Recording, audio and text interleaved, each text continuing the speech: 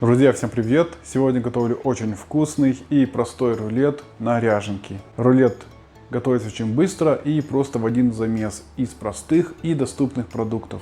Давайте приступим. В яйца всыпаю сахар, соль и ванилин. Вымешиваю все миксером, чтобы сахар полностью растворился в яйцах.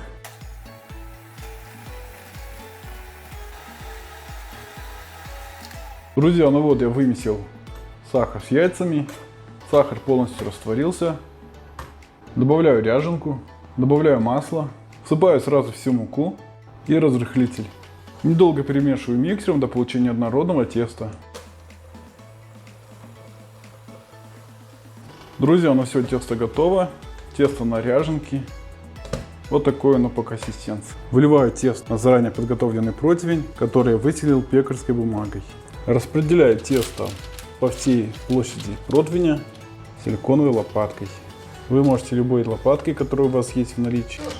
Ложкой, мне подсказывают, палеткой, да? Чем еще можно? Сказали, нет, ложкой удобнее всего.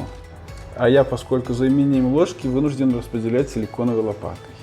И теперь убираю противень с тестом, заранее разогретую до 170 градусов, в духовку на 15-20 минут.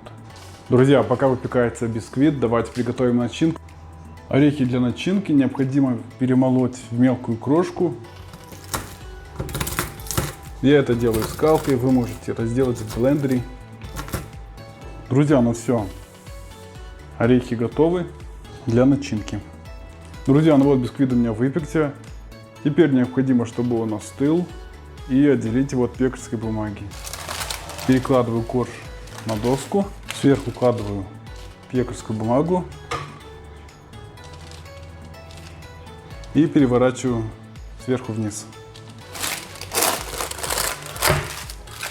Осторожно отделяю пекарскую бумагу от коржа.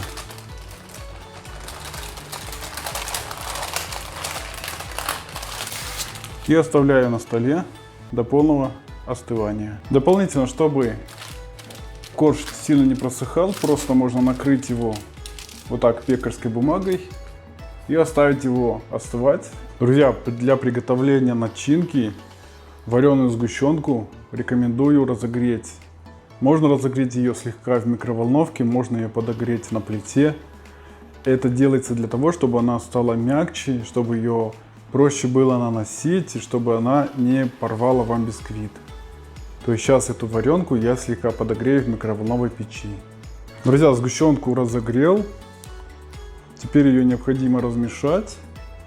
Она должна быть такая мягкая и податливая. Без комочков сказали. Можете ее перемешать венчиком, можете ложкой. Но поскольку у меня ложки нету, я работаю лопаткой. Вот видите, она уже такая мягкая. Ой, я даже на себя брызнул. Друзья, теперь выкладываю всю варенку на остывший корж. Осторожно распределяю всю варенку по поверхности выпечки. Распределить варенку можно как лопаткой, палеткой. Если же нет в наличии, воспользуйтесь обычным ножом. Распределяю орехи по поверхности сгущенки. Друзья, и теперь осторожно сворачиваю рулет внутрь при помощи той же самой пекарской бумаги.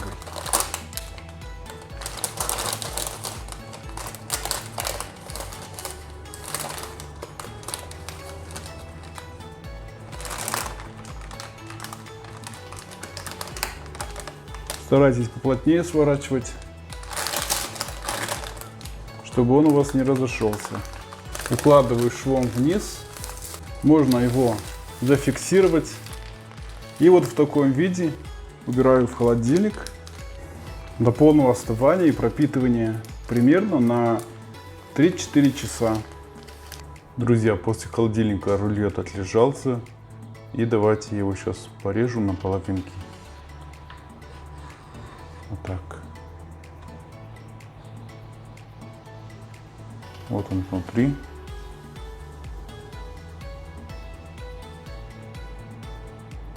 Само тесто тоже очень влажное, напитанное. Его даже ничем пропитывать не надо. Перед подачей рекомендую припудрить сахарной пудрой. в качестве простого домашнего декора. Давайте сейчас его попробую. Рулет на ряженке. Сейчас попробую по вкусу и скажу, как он получился.